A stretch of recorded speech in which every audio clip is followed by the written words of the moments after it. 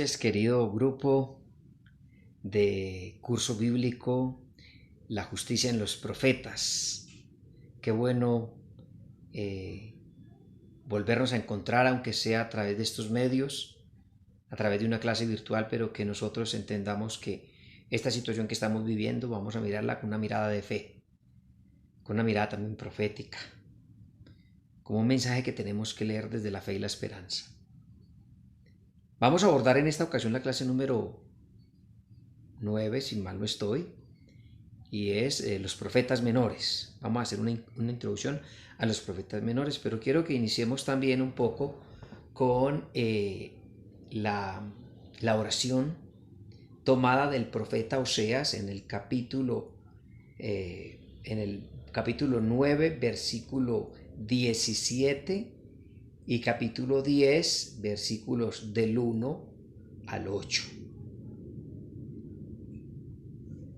En el nombre del Padre, del Hijo y del Espíritu Santo. Amén. Oseas le dijo al pueblo: Israelitas, mi Dios los rechazará porque lo han desobedecido. Por eso perderán su patria y andarán vagabundos entre las naciones. Ustedes, israelitas, llegaron a ser muy ricos. Parecían viñas cargadas de uvas. Pero mientras más ricos eran, más templos construían para sus dioses. Mientras más fértil era su tierra, más bellos eran los monumentos que construían para sus ídolos. Por eso Dios los va a castigar, destruirá sus templos y monumentos y les hará pagar por su pecado, pues quieren al mismo tiempo amar a Dios y a los dioses falsos. Ahora ustedes dirán: por no respetar a Dios nos hemos quedado sin rey. Pero aunque lo tuviéramos, ya no podría ayudarnos. Ustedes hablan por hablar, hacen tratos y no los cumplen. Ustedes han sembrado la maldad donde debería haber justicia. Palabra de Dios. Te alabamos, Señor. Bueno, esto que escuchamos en esta santa palabra nos está diciendo pues la invitación del profeta al pueblo de Israel para que sea fiel al pacto que ha establecido con Dios, para que sea fiel a la alianza, a la justicia, a lo que se le debe a Dios. Sin embargo, pues el pueblo de Israel fue siempre rebelde y testarudo y siempre quiso adorar a otros dioses. Y no solo eso, los reyes, los líderes, pues no practicaban la justicia social. Solo buscaban beneficiarse a sí mismos por ese egoísmo que carcome al ser humano, donde solo pensamos en nosotros y no pensamos en los demás. Que esta santa palabra nos ayude a abordar el tema de hoy y la realidad que estamos viviendo con esa sabiduría que nos pide Dios. Bueno, aquí dice profetas menores, ustedes lo ven ahí, lo alcanzan a ver. Ahí les tengo pues un águila. Ustedes dirán, bueno, ¿y por qué un águila? ¿Por qué un águila? Preguntémonos, ¿por qué como imagen para hablar de los profetas un águila? Bueno, para los que conocen un poquito de zoología, pues saben que el águila es un animal que vuela alto. Hay una frase de Mahatma Gandhi que dice que cuando hay tormentas los pajaritos se esconden, pero las águilas vuelan más alto. Qué maravilla, ¿no? Las águilas vuelan más alto. Los profetas en medio de las tormentas que pasaron por Israel, persecución, muerte, siempre estaban conectados con Dios para mirar su voluntad. Bueno, el águila tiene una cualidad y es que el águila tiene periodos de renovación, renueva sus picos, renueva su pico y sus garras. Una invitación muy grande porque es uno de los mensajes de los profetas, la renovación. Todos debemos renovarnos. Y créanme que para el águila renovar su pico y renovar sus garras, sus uñas, es bien difícil, porque él se va arrancando poco a poco su pico para que salga uno nuevo. Doloroso, ¿no? Doloroso. y lo mismo sus garras. Se las va arrancando hasta que salgan unas nuevas, pero eso es doloroso. La renovación implica sacrificio. Y también el águila tiene una cualidad muy especial y es que el águila vuela alto y tiene una mirada muy aguda. Se eleva y ve el panorama de todo y se va directo a cazar su presa. Bueno, avancemos entonces. Digamos que con Oseas comienza la serie de los 12 profetas menores. Se llaman menores, ya ustedes lo saben, no porque fuesen de una categoría menor que los profetas mayores o, o menos importantes, sino que es más bien porque la extensión de sus profecías, de sus escritos, pues es más pequeña que los profetas mayores. Eso ya creo que lo hemos comentado en nuestras clases. Amós, Oseas y Miqueas ocupan una posición paralela a la de Isaías, su famoso contemporáneo, porque Isaías fue contemporáneo de Amós, Oseas y Miqueas, y además por el énfasis que hacen a sublimes verdades del judaísmo. En el siglo octavo antes de Cristo señala la cúspide de la profecía hebrea. Entonces eso hay que tenerlo muy claro. Siglo octavo antes de Cristo es la cúspide de la profecía hebrea. En él encontramos a Amós, Oseas, Isaías y Miqueas, quienes posiblemente hayan aparecido y servido en ese orden. Además, porque estos profetas tocan mucho todo lo que es la relación del pueblo con Dios, que debe ser una relación de justicia. Tratan mucho el tema de la justicia social y tocan mucho el tema de la profecía y el sacerdocio en el pueblo de Israel. Entonces, esto es muy importante que lo tengamos en cuenta. La cúspide de la profecía hebrea es en el siglo octavo antes de Cristo. Durante el siglo séptimo aparecieron otros 3 profetas menores, Sofonías, Nahum y Habacuc. Ellos fueron contemporáneos de uno de los profetas mayores, que es Jeremías. En el siglo sexto antes de Cristo se escucharon las voces de Ageo y Zacarías, desafiando a los cautivos que habían regresado a Jerusalén a reconstruir el templo. Recuerden que esto ya es la restauración del templo y allí aparece Ageo y Zacarías. Unas décadas antes, en el mismo siglo, Ezequiel había servido a los exiliados en Babilonia. Finalmente, en el siglo V antes de Cristo nos brindó al último profeta del Antiguo Testamento, Malaquías. Él señaló con índice inconfundible hacia la venida del Mesías y de su predecesor Juan el Bautista, 400 años más tarde, ¿no?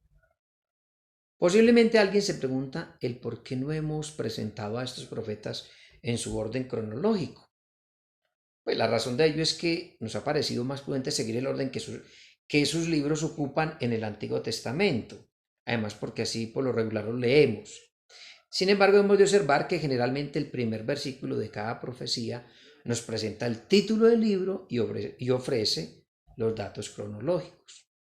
Bueno, digamos que a modo de conocimiento son 12 los profetas menores: Oseas, Joel, Amós, Abdías, Jonás, Miqueas, Nahum, Habacuc, Sofonías, Ageo, Zacarías y Malaquías. Aquí en este cuadro vamos a encontrar un poco cómo se ubican los profetas, ¿sí? Cómo se ubican un poco los profetas de acuerdo a la caída. Acuerda que Israel se divide, ¿no? Y cuando se divide, pues cae en manos de otros imperios. La caída del norte en el año 722 y la caída del sur en el 586 y la destrucción del templo en el año 587.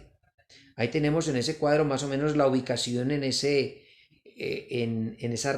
línea cronológica, cómo están ubicados los profetas mayores y los profetas menores, quienes son contemporáneos también y quienes no, para más o menos tener un dato cómo se ubican los profetas en esa historia del pueblo de Israel.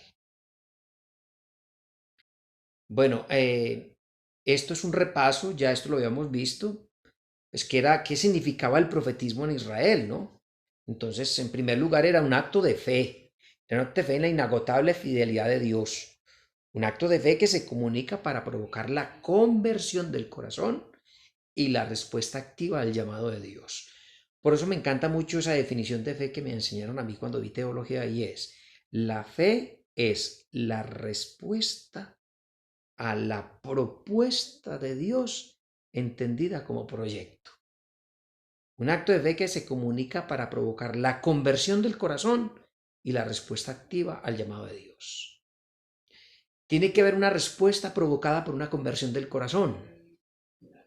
Y esa respuesta me llama a responder a un llamado de Dios. ¿Sí?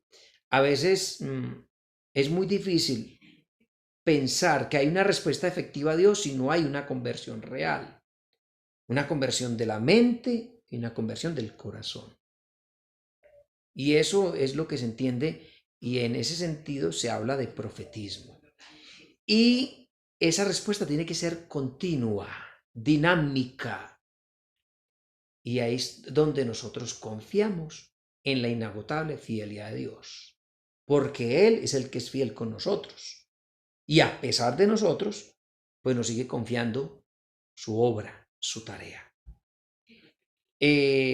Algunos textos tardíos pretenden remontar a Moisés, el origen del profetismo, ¿no? Algunos textos dicen, no, pues el primer profeta fue Moisés.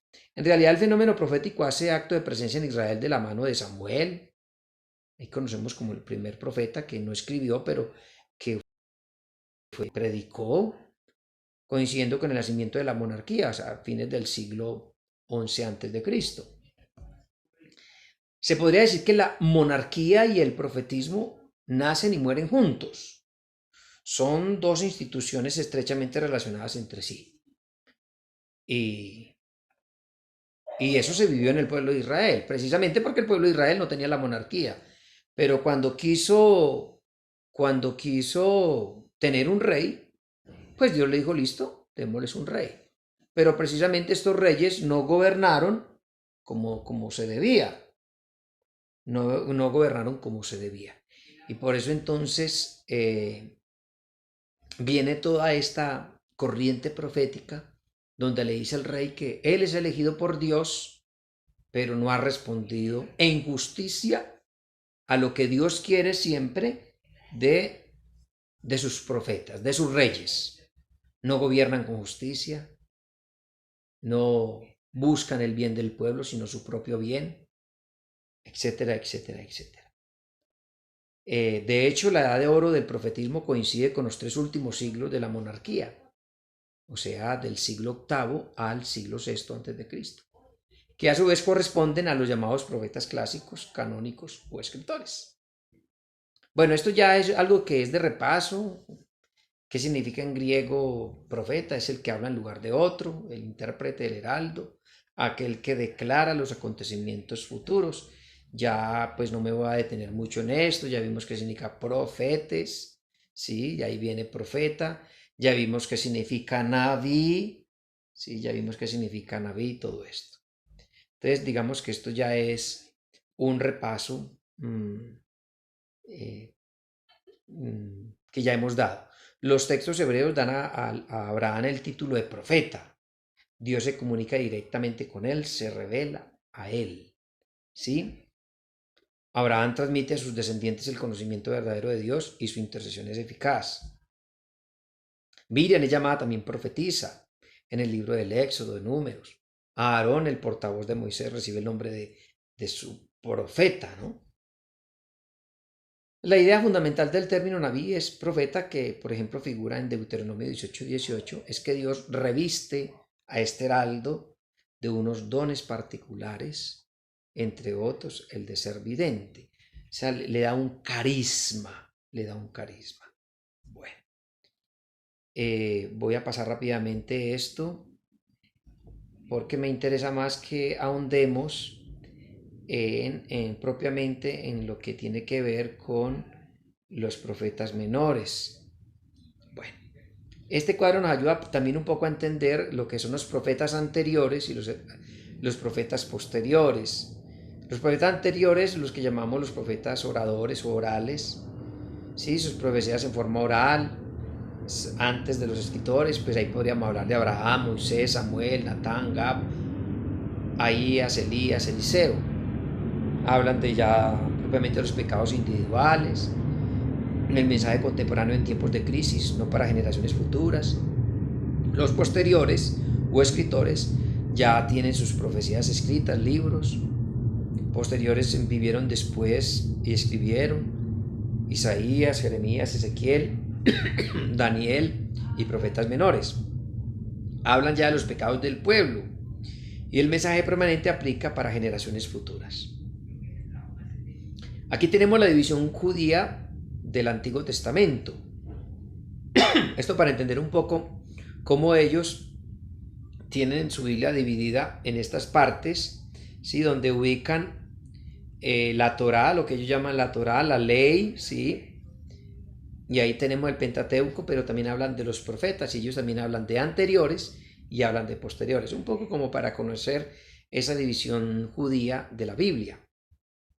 Nosotros, la visión actual del Antiguo Testamento, pues la tenemos en pentateucos, históricos, poéticos, didácticos, profetas mayores y profetas menores. Esto para entender un poco como esas divisiones. Aquí tenemos una vista sintética del Antiguo Testamento, cómo están ubicados sus libros y todo, pero esto ya es más cultura general.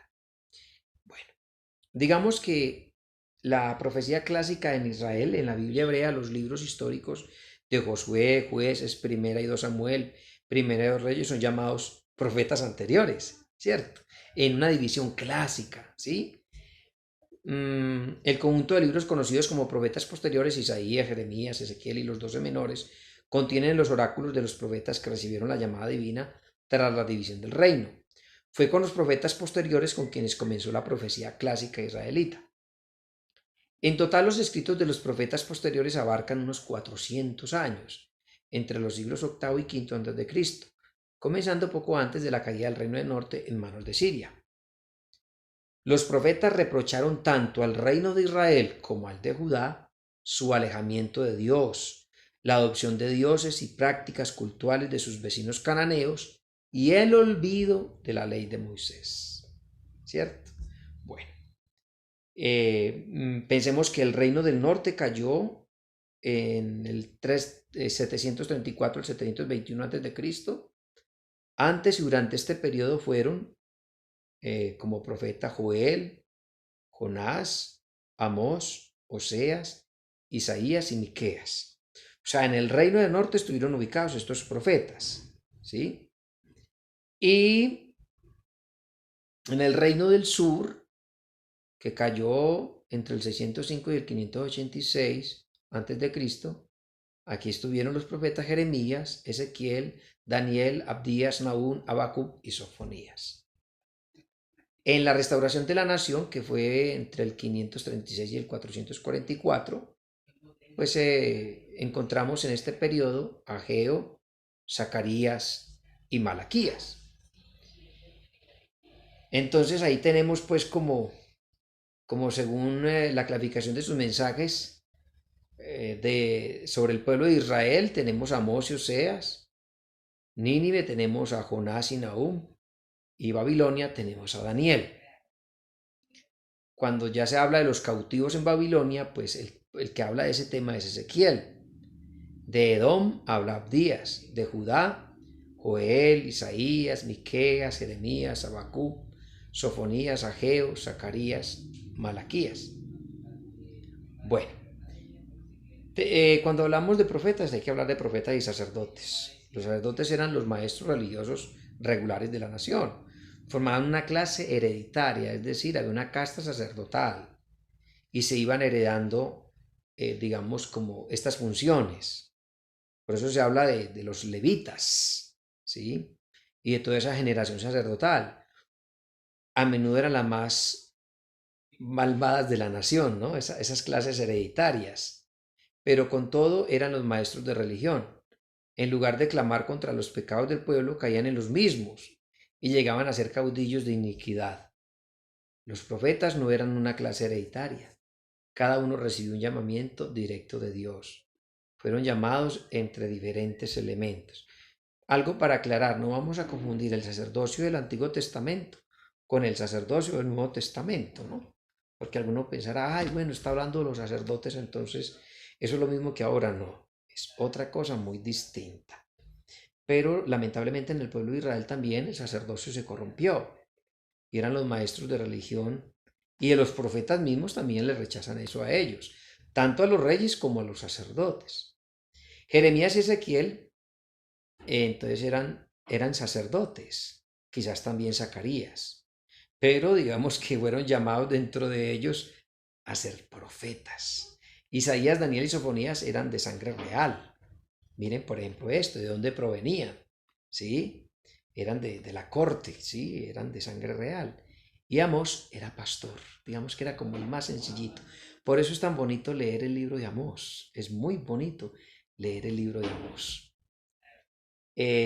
Oseas toca el tema de cómo Yahvé, aquí dice Jehová, es un error ahí, Yahvé es rechazado por Israel, un día será Dios de todas las naciones. Joel habla de la visión de la edad del Evangelio, la cosecha de Yahvé entre las naciones, o sea, las buenas noticias. Amós habla de la casa de David, ahora rechazada por Israel, un día regirá la tierra. ¿Sí? Abdías, por su enemistad contra el pueblo de Dios, Edom perecerá del todo, hace como esa profecía. Jonás, ¿sí? Vislumbra el interés de Yahvé con en los enemigos de Israel. Miqueas, el príncipe venidero de Belén y su reino glorioso. Nahum, el juicio inminente de Nínive y su desvanecimiento. Habacuc habla de la seguridad del triunfo final del pueblo de Yahvé. Sofonías, el advenimiento de una nueva revelación bajo un nuevo nombre. Ageo, el segundo templo y el gran templo futuro. Zacarías, el rey venidero, su casa y su reinado de gloria. Malaquías, el último mensaje a la desobediencia de la nación mesiánica. Y aquí tenemos los profetas en un orden histórico, ¿sí? Donde está el profeta, la fecha aproximada, los reyes y el reino, ¿cierto? Un poco para que lo podamos visualizar y lo podamos ver ahí. No me voy a tener a leerlo porque es un poco extenso, ¿sí? Pero más o menos para que veamos esa clasificación. Bueno, es importante que nosotros en esta primera aproximación pues, de los profetas miremos un poco cómo adentrarnos en todo lo que es la justicia social. Yo voy a enviarles unos videos de algunos profetas menores. ¿Qué les propongo como actividad de esta clase? Vamos a leer al profeta Amós y al profeta Oseas. Los vamos a leer de pie a pa, ¿sí? De pie a pa. Los vamos a leer de principio a fin. Y vamos a sacar de esa lectura 3 sentencias o 3 versículos que hablan sobre la justicia social. 3 de cada uno, tanto de Amós como de Oseas.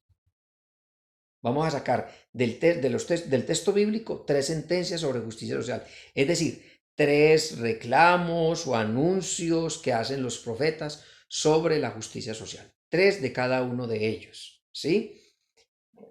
3 de Amós, 3 de Oseas. Y vamos de cada una de esas 3 aplicaciones, vamos a mirar, bueno, y hoy, ¿cómo se miraría eso? ¿Será que hoy en el mundo, en nuestro país, en América Latina, eso tiene aplicabilidad? Eso puede ser una voz, puede sentarse una voz de protesta en la manera como gobiernan, en la manera como se establecen los sistemas de gobierno, los sistemas democráticos que llaman, los sistemas neoliberales, socialistas, comunistas. Bueno, ¿cómo podemos relacionar un poco eso con los gobernantes o con los que son líderes en los pueblos? Entonces vuelvo y repito, leemos el profeta Amós, leemos Oseas, de cada uno vamos a sacar 3 sentencias proféticas, es decir, 3 maneras como el profeta habla de la justicia social y miramos cómo se aplica eso. Luego el otro profeta, las 3 sentencias y cómo se aplica eso al hoy. Una cosa corta, ¿sí? Por ahí estoy viendo algunas cartas de las que yo les pedí que enviáramos al Congreso sobre la profecía de los pobres, unas virgen larguísimas. Yo creo que esos congresistas ya se dormían. Fuera de que se duermen tan fácil, tiene que ser algo muy concreto que cualquier persona que lo lea pueda decir, ah, esto me sirve para mi vida. Bueno, bendiciones. Me alegra pues compartir esta clase con ustedes. Que mi Dios me los bendiga y me los guarde.